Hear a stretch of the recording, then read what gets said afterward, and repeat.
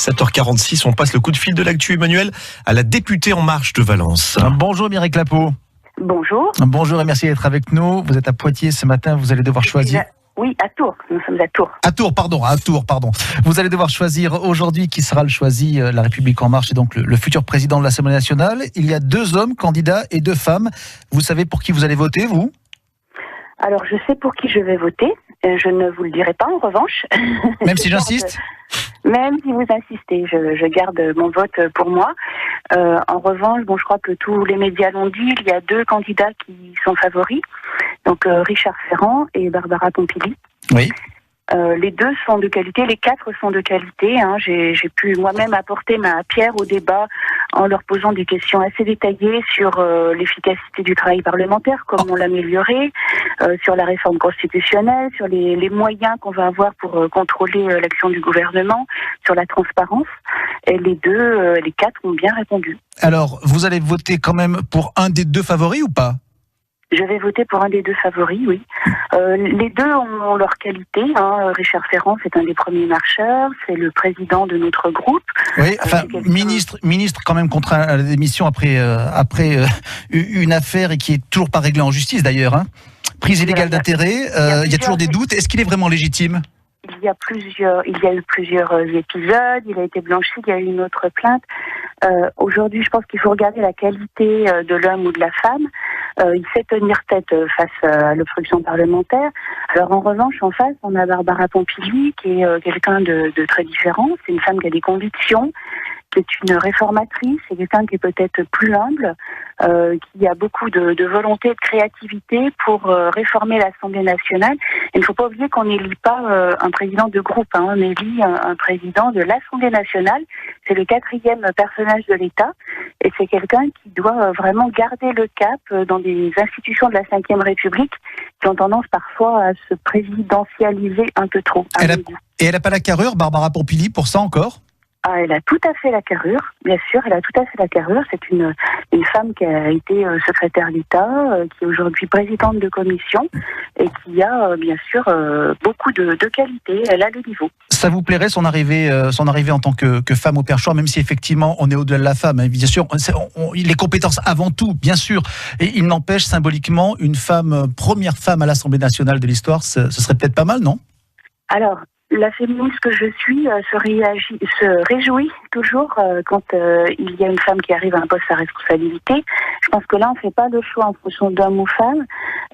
Il y a vraiment des choses à mettre en œuvre. Vous savez que nos concitoyens aussi attendent un signal fort en faveur de l'écologie, donc ça pourrait en être un. Mais nous avons beaucoup d'autres réformes à mener et nous avons, je le répète, 577 députés, pas tous de la même couleur politique. Et donc, quand on est président de l'Assemblée nationale, il faut pouvoir gérer ces 7 groupes et toute cette diversité. Et donc, vous voterez aujourd'hui pour ?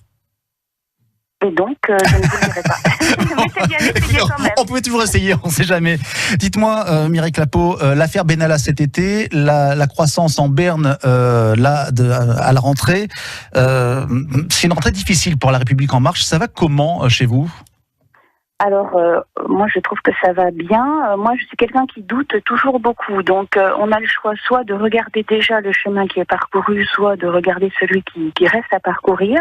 On a fait beaucoup en une année. La vie politique et la vie publique tout court, elle est toujours jalonnée d'embûches. Vous voyez, par exemple, vous ne m'en avez pas parlé, mais la démission de Nicolas Hulot. J'allais y venir. Voilà, c'est jamais très agréable. Ça veut dire que un homme qui a cru pouvoir faire des choses à un moment s'est dit non, j'y arriverai pas ou j'ai envie de faire autre chose. Moi, je crois qu'il n'y a pas d'irremplaçable, il n'y a pas d'homme ou de femme providentielle. Il faut qu'on continue à réformer. Et donc, je pense qu'à toutes les rentrées ou à tous les soubresauts, vous allez nous dire c'est la crise, c'est très grave. Non, la vie, c'est un combat. Et le combat politique, c'est aussi de mettre les hommes et les femmes au bon poste et puis d'avancer, de garder le cap. Bon, n'empêche que ça, c'est des jolis mots, Mireille Clapeau, je les entends bien, mais franchement, c'est une période qui est compliquée pour vous, députés En Marche, non ? Alors, on a l'impression qu'il n'y a pas grand-chose qui va bien en ce moment, pour faire clair.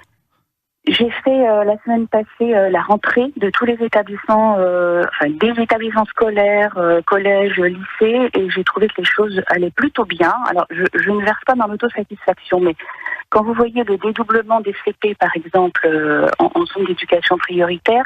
Mais Mireille Clapeau, vous avez le sentiment que votre... Non, mais il faut le dire quand même, les étudiants qui vont, au lieu de débourser 217 € et d'avoir leur bourse en décembre, ils vont débourser beaucoup moins pour être mieux couverts et avoir leur bourse d'août. Faut arrêter de focaliser sur ce qui ne va pas. Mais on a l'impression que votre message a de plus en plus de mal à passer auprès des Français. C'est pas qu'une impression, ça. Si ?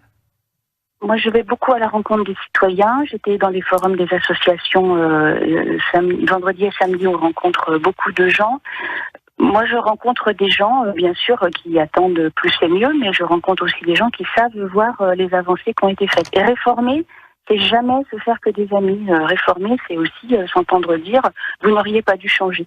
Moi, je suis vraiment une réformiste, donc je pense que tous les changements qui ont été faits vont dans le bon sens et il faut continuer. Merci, merci Mireille Clapeau. Mireille Clapeau, on est vraiment plus par le temps. Merci infiniment d'avoir été là ce matin. Mireille Clapeau, députée En Marche de Valence. Vous voterez donc aujourd'hui soit pour Richard Ferrand, soit pour Barbara Pompili. Mystère et boule de gomme, on verra ça un petit peu plus tard. On vous reposera la question quand le vote sera fait. Si vous voulez nous le dire, ce sera avec plaisir. En tout cas, passez une belle journée.